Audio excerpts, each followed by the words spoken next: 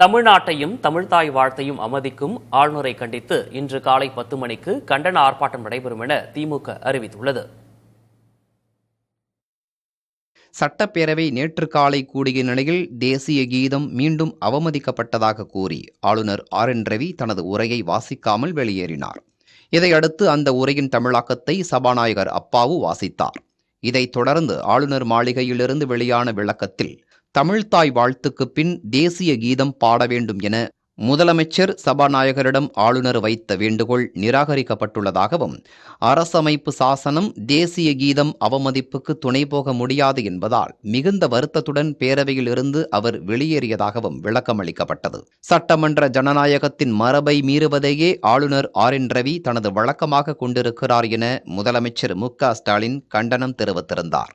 நிர்வாக தோல்வியை மறைக்கவும், சட்டம் ஒழுங்கு சீர்குலைவால் ஏற்பட்டுள்ள மக்களின் கோபத்தை திசை திருப்பவும் தமிழக அரசு ஆளுநர் மீது பழி சுமத்துவது வாடிக்கையாகிவிட்டதாக பாஜக மாநில தலைவர் அண்ணாமலை குற்றம் சாட்டியுள்ளார். இந்நிலையில் ஆளுநரை கண்டித்து மாவட்டம் தோறும் திமுகவினர் இன்று காலை 10 மணி அளவில் கண்டன ஆர்ப்பாட்டம் நடத்த உள்ளனர்.